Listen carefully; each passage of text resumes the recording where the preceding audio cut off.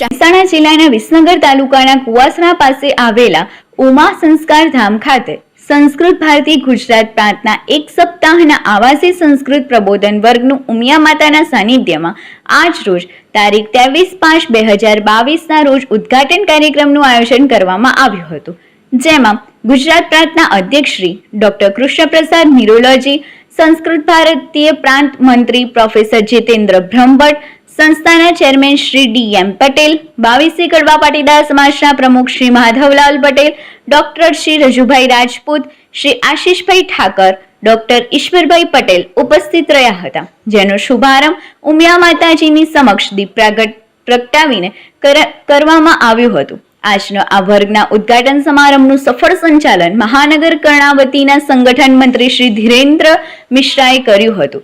આજના સંસ્કૃત વર્ગમાં અભ્યાસ માટે ગુજરાત પ્રાંતના વિવિધ જિલ્લાઓમાંથી સંસ્કૃત અનુરાગી ભાઈઓ, બહેનો અને કિશોરીઓ દ્વારા પ્રવાહમાં વ્યવહારિક સંસ્કૃત સંભાષણના 7 દિવસીય નિવાસી અભ્યાસ માટે ઉપસ્થિત રહ્યા હતા। શ્રી આશીષભાઈ દવેએ સ્વાગત પ્રવચન અને પરિચય આપ્યો હતો અને ત્યારબાદ સૌ મહેમાનોએ સંસ્કૃતના પુસ્તક તથા ચિત્ર યાદગીરી રૂપે આપવામાં આવ્યા હતા। સૌપ્રથમ પ્રાસંગિક ઉદ્બોધન બાવીસી કડવા પાટીદાર સમાજ શિક્ષણ સમિતિ ચેરમેન ડી.એમ. પટેલે કર્યું હતું। સંસ્કૃતની વાત જ્યારે આશીષભાઈ દવે, એ તો અમારા બહુ જૂના પરિવારના મિત્ર છે, બહુ આત્મીય ભાવથી જોડાયા છે। રજુભાઈ સાહેબ ને બધા અમે બધા બહુ એક જ પરિવારના છે, વૈચારિક રીતે એક જ લેવલ ઉપર છે। સંસ્કૃત ભાષા એ વિશ્વની પ્રાચીનતમ ભાષામાંની એક છે અને ભાષા એ માનવીના ઉર્મિતંત્રને ઘડે છે। ભાષા એ માનવીના હૃદયનું ઘડતર કરે છે અને સંસ્કૃત ભાષા એક એવી ભાષા છે કે જેને આપણે દેવોની ભાષા, કેટલા ગાળામાં તો દેવ થઈ ગયેલી ભાષા જેવી સ્થિતિમાં રહી, ફરીથી જાગૃતિ આવી અને આ રીતે સંસ્કૃતિને ઉજાગર કરી અને વિશ્વ સમક્ષ મૂકવાનો આ એક પ્રયત્ન છે। ભલે નાનો લાગે, આટલા સીમિત વર્ગખંડની અંદર પણ વિશ્વ આગળ ભારતીય સંસ્કૃતિને રજૂ કરવાનો એક પ્રયાસ છે। સંસ્કૃત ભાષા એટલી સમૃદ્ધ ભાષા છે, મને એનો દુઃખ છે કે હું બરાબર ભણી નથી શક્યો। સંસ્કાર ભારતી ગુજરાત પ્રદેશ પૂર્વ અધ્યક્ષ ડોક્ટર રજુજી પરમારે પોતાનું પ્રાસંગિક વક્તવ્ય જણાવ્યું કે જગતની એવી કોઈ સમસ્યા નથી કે જેનું સમાધાન સંસ્કૃતમાં ન મળે। ત્યારબાદ ઊંઝા મહિલા બીએડ કોલેજના પ્રિન્સિપાલ શ્રી આશીષભાઈ ઠાકરે સાંસ્કૃતિક અને સંસ્કાર વિશે માહિતી આપતા આભાર વિધિ કરી હતી। નમો નમઃ। સંસ્કૃત ભારતી સંસ્કૃતનો પ્રચાર માટેનું કાર્ય કરે છે। 35 વર્ષથી સંસ્કૃત ભારતી વિદેશમાં પણ અને ભારતમાં પ્રત્યેક પ્રાંતોમાં ગામ સુધી અત્યારે સંસ્કૃતનો પ્રચાર કરી રહ્યા છે। ગુજરાતમાં પણ 33 જિલ્લાઓમાં સંસ્કૃતના કાર્યકર્તાઓ છે અને સંસ્કૃતના વિવિધ કાર્યક્રમો થાય છે। એમ ઉદ્દેશ્ય છે પ્રત્યેક જનભાષા થાય અને પ્રત્યેક સંસ્કૃત બોલે, સંસ્કાર આવે સંસ્કૃતના અને ફરીથી લોકભાષા, ભાષા, રાષ્ટ્રભાષા બને અને જે વિશ્વગુરુ સંસ્કૃતને લીધે વિશ્વગુરુ, ભારત વિશ્વગુરુ ફરીથી વિશ્વગુરુ બને, એ ઉદ્દેશ્યથી આપણે કામ કરી રહ્યા છે। ભગવાનની કૃપાથી અત્યારે હજારો લાખો માણસો સંસ્કૃત ભણી રહ્યા છે। સંસ્કૃત કુટુંબો પણ આવીને ભણી રહ્યા છે। તો અમારો ઉદ્દેશ્ય પૂર્ણ થશે એવી આશા રાખું છું। સંસ્કૃત ભાષા વિશે લોકોમાં જનધારણા એવી છે કે સંસ્કૃત અઘરી ભાષા છે, પણ વાસ્તવમાં એવી રીતનું છે નહીં।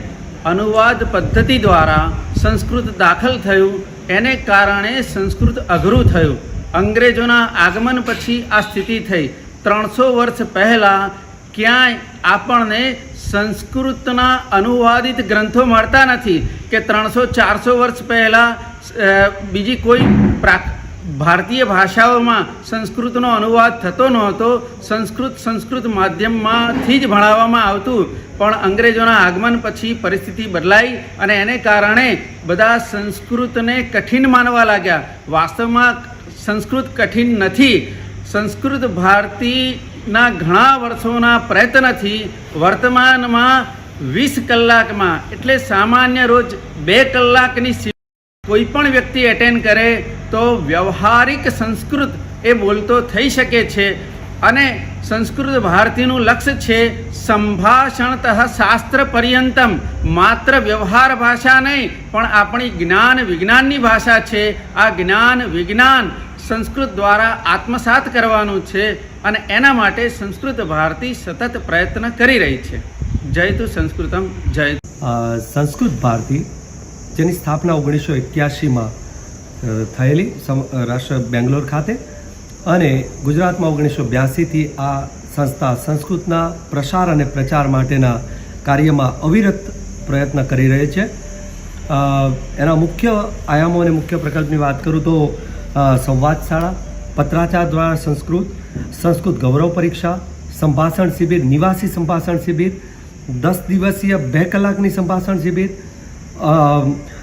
સંસ્કૃત ગૃહમ, બાલ કેન્દ્ર, સંસ્કૃત સાપ્તાહિક મિલન, શિક્ષક પ્રશિક્ષણ કે જે શિક્ષકો છે એને સંસ્કૃતમાં જ શિક્ષણ આપવા માટે, કારણ કે સંસ્કૃત મોટાભાગે વર્ગખંડમાં અનુવાદ પદ્ધતિથી ભણાવવામાં આવે છે ને જેના પરિણામે સંસ્કૃત ભાષા લોકોમાં અપ્રિય બનતી જતી હતી. એ ભાષાને જીવંત કરવા માટે શિક્ષક પ્રશિક્ષણનું કાર્ય કે સંસ્કૃત ભાષા સંસ્કૃતમાં જ ભણાવવામાં આવે. સંભાષણ સંદેશ એ સંસ્કૃતનું પ્રકાશન છે સંસ્કૃત ભારતીનું, કે જેના દ્વારા સંસ્કૃતની વૈશ્વિક જે બધી ચાલી રહી છે એનાથી આપણને અવગત કરવામાં આવે છે. સલાહકાર પરીક્ષા એક સંસ્કૃત માટેની સાહિત્યની એક બહુ જ અદ્ભુત પરીક્ષા છે. પુસ્તક પ્રકાશન અને ખાસ કરીને સંસ્કૃત વિકિપીડિયા એ પ્રવર્તમાનમાં બહુ જ એક લોકપ્રિય માધ્યમ આપણી વચ્ચે આપણી સમક્ષ સંસ્કૃત ભારતી દ્વારા રજૂ કરવામાં આવેલું છે.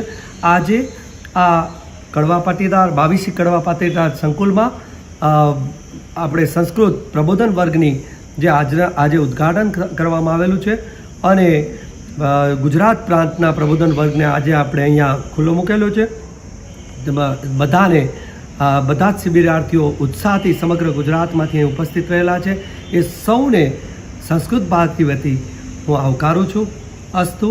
જયતુ સંસ્કૃતમ, જયતુ ભારત. नमस्कारः. संस्कृतभारती प्रतिवर्षं मे मासे संस्कृतवर्गान् आयोजयति. एषः गुर्जरप्रान्तस्य वर्गः अस्ति. अस्मिन् वर्गे छात्राः सरलसंस्कृतं पठन्ति, सुभाषितानि पठन्ति, संस्कृतसम्भाषणं पठन्ति, संस्कृतगीतानि कथाः च पठन्ति. एतस्य वर्गस्य उद्देश्यमस्ति ये किञ्चित् संस्कृतं जानन्ति तेषां संस्कृतेन अग्रे अध्ययनम्. एवं प्रकारेण सम्पूर्णे भारते मे मासे सर्वत्र वर्गाः भवन्ति.